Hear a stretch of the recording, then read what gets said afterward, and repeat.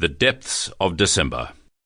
The Sinking of the Repulse, the Prince of Wales, and the British Empire in December 1941. Written and narrated by me, Stuart Lloyd.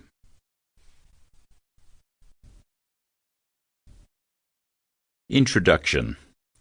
A serendipitous confluence of events led me down this rabbit hole to finally research and pen this pithy version of this calamitous event.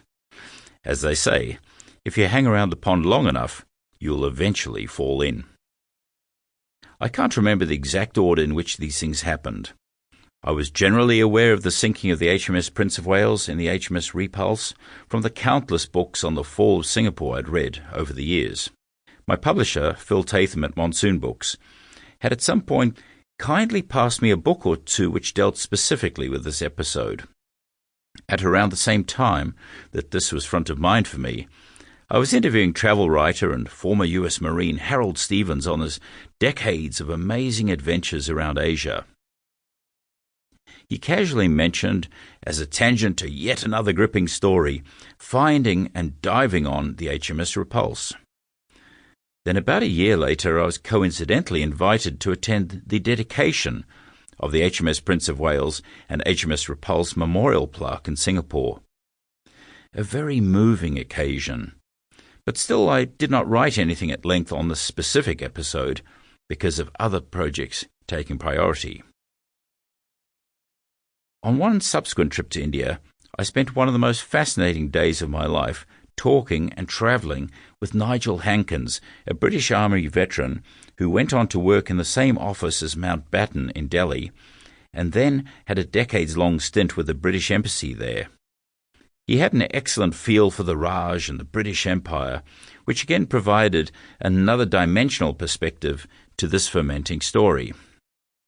The final fillip came when I was researching my book, A Bleeding Slaughterhouse, and asked my fixer in Tokyo to find a veteran Japanese airman for me to interview, if possible, on the code of conduct around bombing hospitals and strafing survivors in the water of Sunda Straits and Bangkok. He put me in touch with Captain Iwasaki, formerly of the Imperial Japanese Naval Air Service, who had flown combat missions everywhere from China to Malaya to the entire South Pacific Theatre, thence back to Taiwan. The bombshell came, very literally, when Iwasaki mentioned that he and his crew had delivered the bullseye that scuppered the Repulse. I had to know more, and to get into his head of that very historic moment. And from there, I began looking at the whole continuum of strategic decisions which led to that deathmatch moment.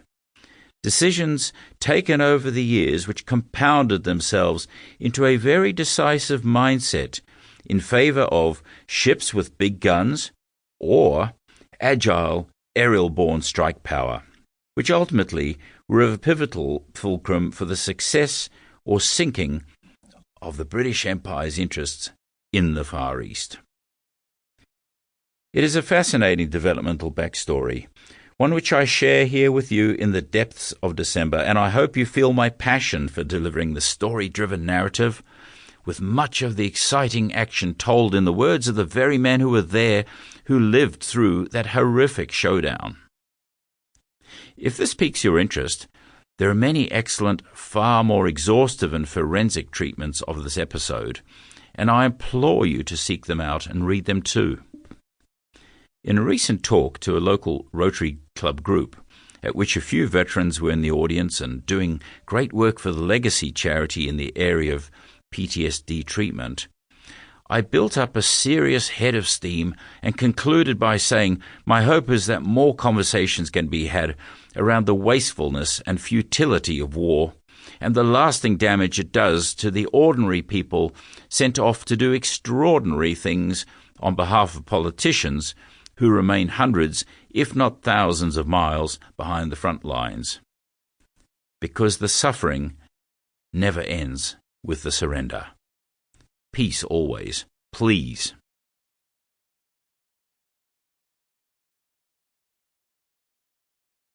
Prologue. 2nd of December, 1941. Sample complete. Ready to continue?